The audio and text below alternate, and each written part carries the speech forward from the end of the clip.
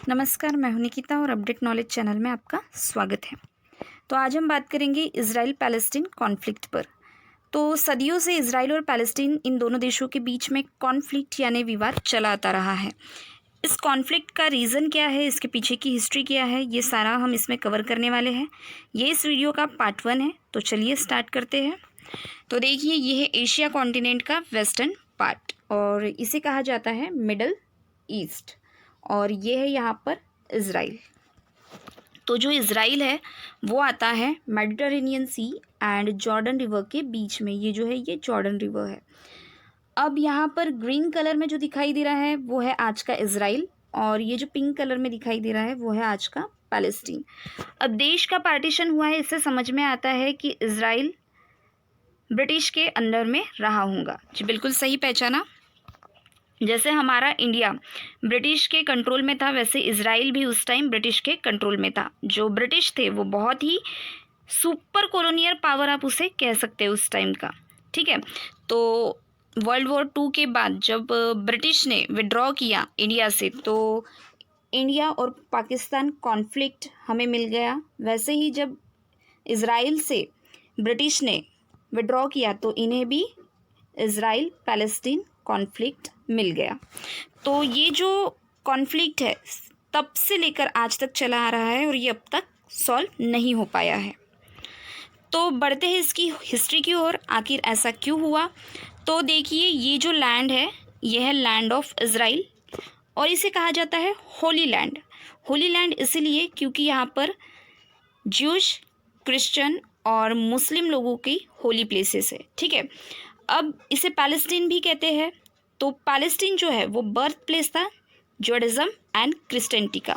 अब जुडाइज्म का birth place इसलिए क्योंकि किंग डेविड जो थे उन्होंने जुडाइज्म की यहाँ पे स्थापना की थी, और ये क्रिश्चियनिटी का भी बर्थ प्लेस है क्योंकि यहाँ पर जीसस क्राइस्ट का बर्थ हुआ था, इसलिए ये बर्थ प्लेस ऑफ क्रिश्चियनिटी भी है। अब जो पैलेस्टाइन है इस पर बहुत से किंगडम ने क्या किया है, रूल किया है, जैसे Egypt, Persia, Alexander the Great, Roman Empire, Muslim dynasty, crusaders, Ottoman Empire and United kingdom.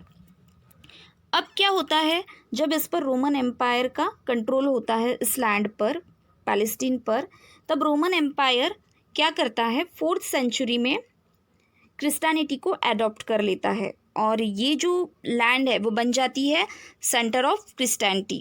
जब यहाँ पर रोमन रूल होता है तो जो यहाँ पर ज्यूइश रेबेलियंस होते हैं वो उन्हें ट्रबल कर रहे होते हैं, और इसके आंसर में रोम क्या कर देते हैं, ज्यूइश के टेम्पल वहाँ पर डिस्ट्रॉय कर देते हैं। अब इसके बाद यहाँ पर मुस्लिम डायनेस्टी का भी कंट्रोल होता है। तो मुस्लिम डायनेस्टी के जो किंग होते हैं वो यहाँ पर रोक of dome and Alaska mask जो है वो यहाँ पर बिल्ड कर देते हैं। अलस्क मॉस्क पूरे वर्ल्ड में मक्का एंड मदीना के बाद मुस्लिम के लिए बहुत ही होली प्लेस मानी जाती है।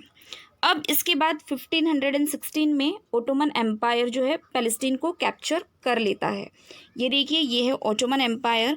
उस टाइम ओटोमन एम्पायर ने लार्ज एरिया जो है वो मिडल ईस्ट का कंट्रोल में कर लिया था। ठीक है, अब इधर यूरोप में क्या होता है, लेट 19th सेंचुरी में नेशनलिज्म जो है वो राइज होने लगता है। ठीक है, तो फ्रांस, जर्मनी, इटली, यहाँ पर सब लोगों में नेशनलिज्म राइज होने लगता है। तो ये सब देखकर ज्यूश लोग जो होते हैं उनमें भी नेशनलिज्म राइज होने लगता है, और उससे जॉनिस्ट मूवमेंट एंड जॉनिज्म ये इनमें राइज होने लगता है कि हमें भी अपनी लैंड पर जाना है। अब जो होता है ज्यूश लोगों का पूरे यूरोप में परसिक्यूशन हो रहा होता है। मैं वर्ल्ड वॉर 2 की बात नहीं कर रही हूँ, उससे पहले भी ज्यूश लोगों का पूरे यूरोप में, पूरी दुनिया में परसिक्यूशन होता था। परसिक्यूशन दैट मीन्स नरसंहार, ज्यूश लोगों को पकड़ पकड़ कर मार दिया जाता था। अब ज्यूश जो है वो क्या करते हैं, अपने लैंड की ओर, अपनी होली लैंड की ओर, होम लैंड की ओर माइग्रेट करना स्टार्ट कर देते हैं। अब यहाँ पर 1914 में जो है वर्ल्ड वॉर 1 स्टार्ट हो जाता है और यूनाइटेड किंगडम की एंट्री होती है ऑटोमन एम्पायर में। अब ऐसा क्यों? तो जो रशिया होता है वो ब्रिटिश का अलाइन पावर होता है, यानी मित्र देश होता है, और रशिया को ऑटोमन एम्पायर के द्वारा ट्रबल किया जाता है, इसलिए ब्रिटिश ऑटोमन एम्पायर के अगेंस्ट होता है। अब जो ऑटोमन एम्पायर में जो लोकल अरब्स रह रहे होते हैं वो बिल्कुल तंग आ चुके हैं ऑटोमन एम्पायर से और वो फ्रीडम चाहते हैं ऑटोमन से। तो यहाँ पर ब्रिटिश यहाँ के लोकल अरब से कहता है अगर वर्ल्ड वॉर 1 में वो ऑटोमन एम्पायर के अगेंस्ट में अगर बगावत करते हैं तो हम आपकी लैंड आपको वापस लौटा देंगे, ऐसा यहाँ पर प्रॉमिस करता है ब्रिटिश अरब से। देन यहाँ पर 1917 में एक डिक्लेरेशन आता है जिसे कहते हैं बाल्फोर डिक्लेरेशन। ये आर्थर बाल्फोर द्वारा लाया जाता है। ठीक है, इस डिक्लेरेशन में क्या लिखा होता है? तो जो पैलेस्टीन है वो नेशनल होम है ज्यूश लोगों का, तो आफ्टर वर्ल्ड वॉर 1 ये इनको वापस दिया जाएगा। तो इसके लिए जो ज्यूश लोग हैं वो सहमत हो जाते हैं और वर्ल्ड वॉर 1 में ब्रिटिश का साथ देते हैं। देन अब ब्रिटिश ठहरे ब्रिटिश ही। अब ब्रिटिश जो है वो क्या करते हैं, चालाकी से एक एग्रीमेंट, एक सीक्रेट एग्रीमेंट क्या करते हैं, साइन कर लेते हैं, जिसे कहते हैं स्काइस पिको एग्रीमेंट। 1916 में साइन होता है फ्रांस, ब्रिटेन एंड रशिया के बीच में।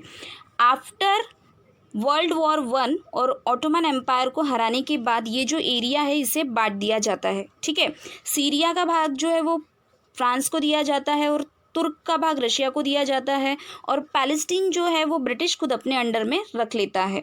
ठीक है, अब जो पैलेस्टीन को देने का जो अरब लोग होते हैं यहाँ के मुस्लिम अरब, इनको देने का प्रॉमिस भी ब्रिटिश यहाँ पर करता है। देन 1920 में यानी वर्ल्ड वॉर 1 एंड होने के बाद एक यहाँ पर मैंडेट लाया जाता है जिसे the British mandate of Palestine कहते हैं।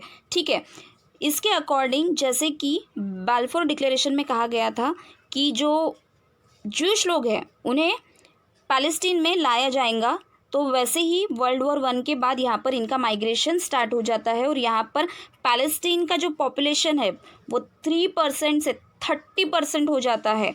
अब ये सब देखकर जो अरब्स होते हैं वो अगेंस्ट हो जाते हैं ब्रिटिश के और रिवॉल्ट कर देते हैं 1936 में ब्रिटिश के अगेंस्ट में। अब इस रिवॉल्ट का आंसर देने के लिए ब्रिटिश क्या करता है, एक ज्यूश मिलिशिया फॉर्म करता है। ठीक है, Jews militia that means military body होती है और इन दोनों के बीच में जो है वो लड़ाई चलती रहती है, रिवॉल्ट चलता रहता है 1936 से 1939 तक। तो यहाँ ब्रिटिश को समझ में आता है कि अब हमें अरब से क्या कर लेना चाहिए, अब हमें अरब से समझौता कर लेना चाहिए और यहाँ पर ज्यूश माइग्रेशन के आने पर रेस्ट्रिक्शन लगाई जाती है। इससे जो ज्यूश मिलिशिया होता है वो अगेंस्ट हो जाता है ब्रिटिश के, क्योंकि ब्रिटिश जो पहले ज्यूश मिलिशिया के साथ थे अब वो अरब का साथ देने लगते हैं और ज्यूश माइग्रेशन पर रेस्ट्रिक्शन लगाया जाता है, यानी कुछ लिमिटेड आंकड़ों पर ही पैलेस्टीन में ज्यूश लोगों का माइग्रेशन होना स्टार्ट हो जाता है। अब यहाँ पर हो जाता है वर्ल्ड वॉर 2 स्टार्ट 1939 में। ठीक है, अब यहाँ पर हिटलर जो है वो पावर में आता है वर्ल्ड वॉर 2 के अकॉर्डिंग। यस, तो हिटलर जो है वो होलोकॉस्ट करता है यूरोप में। होलोकॉस्ट दैट मीन्स जो ज्यूश पीपल होते हैं उनको पकड़ पकड़ के मारना, उनका नरसंहार करना।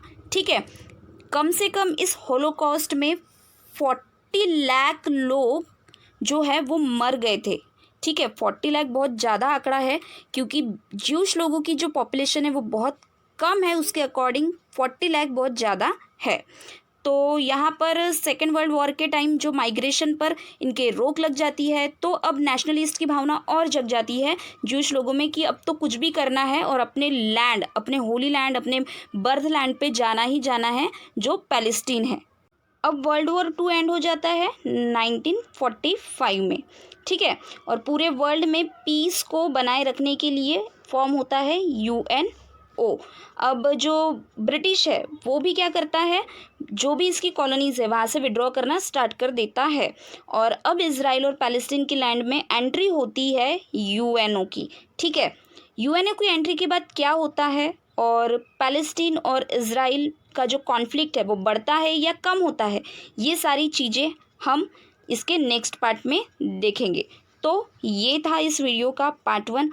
Hope so you understood well. जय हिंद।